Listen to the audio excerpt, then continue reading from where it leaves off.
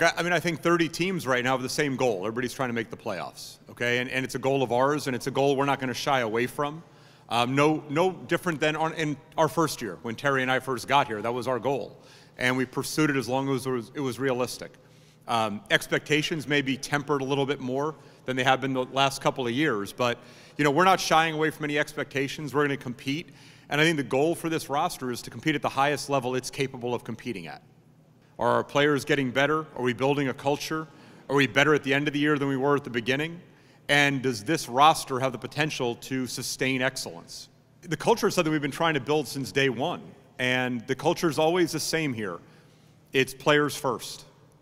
And like I said, when we got hired, myself, Terry, Chris, everybody in this organization, before they make a decision, they ask themselves, how does it affect the players? And they're our priority.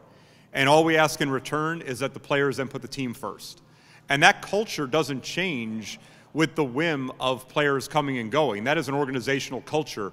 And we pursue players in free agency and trade that we know will buy into that. And we really believe that this group, as evidenced by the kind of summer they had and the commitment to the organization they had the entire offseason, is willing to buy into the kind of culture we've created here the last 3 years. The fact that Damian is a returning starter.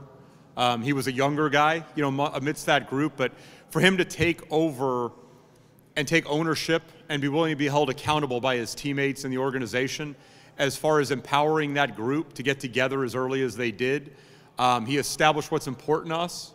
And to take that kind of leadership at a time when these weren't guys, and this wasn't a returning group, a lot of these guys Damian hadn't even met at a time he was contacting them and trying to organize getting together in San Diego for them to work out. So it was a big step forward for him, and it probably has accelerated a lot of what we're going to try and do in camp, that Terry will build through the month of October. But getting guys together in August the way Damian did, having guys, the entire roster was here before Labor Day, worked out together every day. So we're probably further ahead of the curve than we could expect to be with the number of new players we have.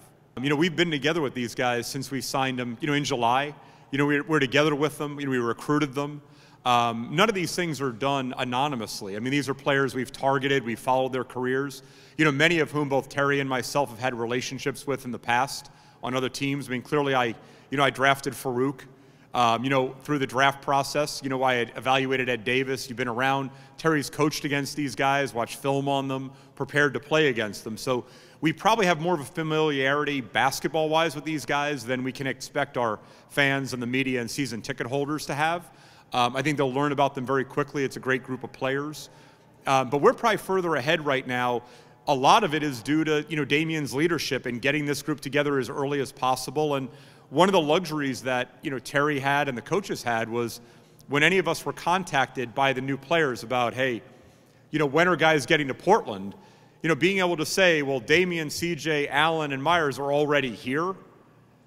The message gets across pretty quickly that, your teammates expect you to be here working out in Portland and, starting to become a part of the community. So that made it a lot easier for these guys to assimilate into what we do because they've been here for 6 weeks.